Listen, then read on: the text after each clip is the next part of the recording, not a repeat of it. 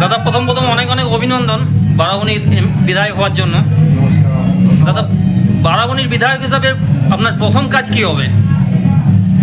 প্রথম কাজ হবে 15 বছরের যে অনুন্নয়ন, যে গ্রামের পর গ্রাম ঘুরে মানুষকে বলেছি, বুঝিয়েছি, বারাবণীর আপামর জনগণ যে আমার কথা বিশ্বাস করেছে, আমাকে আশীর্বাদ করেছে, মায়েদের চোখের জল পড়েছে, কাঁচা বাড়ি, সেই বাড়ি পাকা করতে হবে।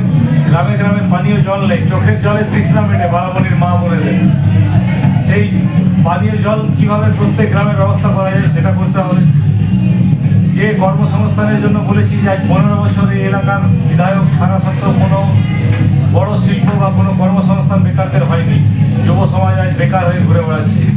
এই সমস্ত যে কমিটমেন্ট আমার আছে সেগুলো আগামী 5 বছরে ফুলফিল করা একটা বড় চ্যালেঞ্জ, এবং সেই চ্যালেঞ্জকে অ্যাকসেপ্ট করে আবার নতুন করে একটা সেই লড়াইয়ে নামব। দাদা তৃণমূলের রক্তচক্ষু উপেক্ষা করে যে সাধারণ মানুষ দাঁতে দাঁত চেপে লড়াই করেছে আপনার জন্য, তাদের প্রতি আপনার কি মেসেজ? সবাইকে আমার হৃদয়ের অন্তঃস্থল থেকে যারা বড় গুরুজন তাদের প্রণাম, যারা সমবয়সী বন্ধুবর সবাইকে অনেক অনেক অনেক অনেক ভালোবাসা। আমি প্রথম দিন থেকে আপনাদের শারীরিক ভাষা আমি পড়েছি এবং বুঝেছি যে আপনারা আমাকে আশিস দিয়েছেন যে অরিজিৎ এগিয়ে চলো, এই অপশাসনের বিরুদ্ধে লড়াই করো, আমরা বারাবণী সালামপুর চিত্তরঞ্জনের জনগণ তোমার সঙ্গে আছি। এবং আমি সেই লড়াইটা লড়েছি এবং আমি আজ গর্বিত যে আমার এলাকার মানুষ আজ আমার কথা বিশ্বাস করেছে। দাদা যুবনেতা থেকে জননেতা, এই জার্নিটা এখন অনেকটাই বাকি বা অনেকটাই পেরিয়ে এসেছেন, এই জার্নিটা কতটা কঠিন ছিল? কঠিন তো অবশ্যই ছিল, ঘাত প্রতিঘাত প্রতি পদে পদে ছিল।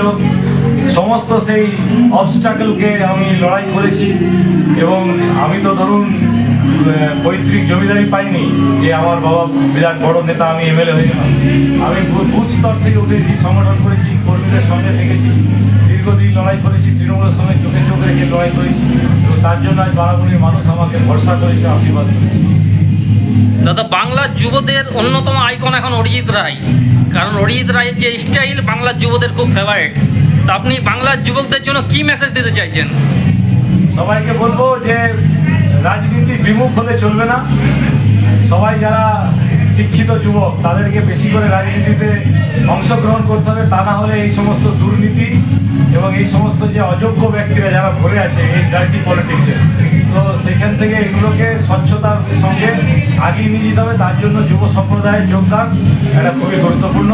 তাই আমি একজন যুব সম্প্রদায় থেকে প্রতিনিধিত্ব করছি। সবাইকে বলবো আগামী দিনে আসুন, মানব সেবায় লিপ্ত হন, সমাজকে উন্নত থেকে উন্নততর করার কাজে সবাই মিলে একসঙ্গে হাতে হাত রেখে লড়াই করি। Thank you. কি বলবেন এত বড় ব্যবধানে জয় আপনার? আসানসোল দক্ষিণের মানুষের জয়। আজকে যদি ঔদ্ধত্য করে, অপশাসন করে, চুরি করে, চালাকি করে বাড়ি, চাকরি, জল, রাস্তা, কোনো রকম পরিষেবা না দিয়ে শুধু ওই গাড়ির বনেটের ওপর উঠে ডিজে বাজাবেন হুমকি দিয়ে, ভাববেন জিতে যাবেন? হ্যাঁ, অত সোজা? বাংলার মানুষকে কতদিন ভয় দেখিয়ে রাখবেন? এতদিন ইলেকশন হয়নি, এবারে ইলেকশন হয়েছে, দেখিয়ে দিয়েছে বাংলার মানুষ, আর ঠিক হয়েছে। আপনাদের উচিত জবাব দিয়েছে মমতা ব্যানার্জি, অভিষেক ব্যানার্জি। এবার বুঝুন ঔদ্ধত্য কাকে বলে।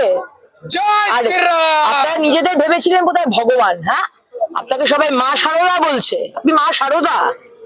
আরে জনতা জনার্দনের ওপরে কেউ নেই। একটু নম্র হবার চেষ্টা করুন। ওই চিৎকার করে ঔদ্ধত্য দেখিয়ে মানুষকে যদি ভয় দেখিয়ে ভাববেন যে জিতে যাবেন এবারও, মানুষ ঠিক এগিয়ে মেগিয়ে দেখি এতদিন দেখাতে পারিনি, কারণ আপনারা ভোট দিতে দেননি।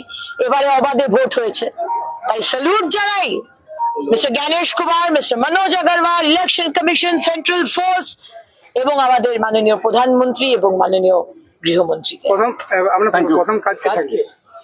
প্রথম কাজ থাকবে বাড়ি বাড়ি গিয়ে ধন্যবাদ জানানো। আজকে আমাকে এইরকম ভোটে জেতানোর জন্য আমি ধন্যবাদ জানাবো। যেমন ডোর টু ডোর করেছিলাম, আবার ডোর টু ডোর করবো। তাছাড়া তো দামোদরের উপর ব্রিজ বানাবো, মানুষের জন্য বাড়ি বানাবো, গরিব মানুষের, গরিব মা বোনেদের জন্য তাদের বাথরুম দেবো, জল দেবো। আমার এখানে এত জলের সমস্যা, রাস্তা নেই, নালি পরিষ্কার হয় না, লাইট নেই, স্কুলে খাবার পায় না বাচ্চাগুলো, হেলথ সেন্টার ভেঙে গেছে। এবার দেখিয়ে দেবো কিভাবে ডাবল ইঞ্জিনের সরকার।